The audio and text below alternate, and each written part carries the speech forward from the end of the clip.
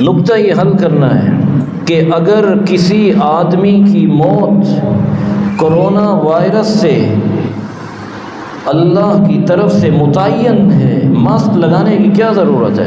Social distance بنانے کی کیا ضرورت ہے؟ ضرورت ہے۔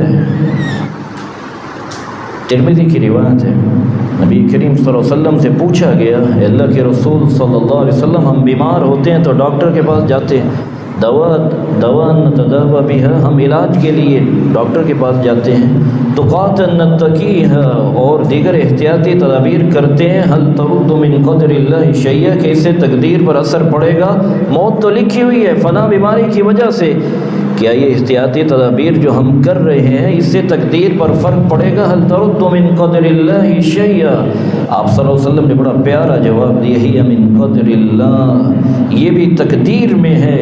گویا یہ ماسک لگانا، یہ تدبیر اختیار کرنا، یہ تقدیر ہی کا حصہ ہے۔ لہٰذا اگر آپ ماسک لگائیں گے، سوشل ڈسٹینس بنائے رکھیں گے، اگرچہ آپ کی موت کرونا سے نہیں لکھی، یہ اس سوال کا جواب ہے کہ جب ہماری موت کرونا سے نہیں لکھی، ہم ماسک کیوں لگائیں، سوشل ڈسٹینس کیوں بنائیں؟ بنانا ہے آپ کو اس لیے کہ احتیاطی تدابیر بھی ہے من قدر اللہ، یہ اللہ تبارک و تعالیٰ کی تدبیر میں سے ہے، تدبیر بھی تقدیر میں سے ہے۔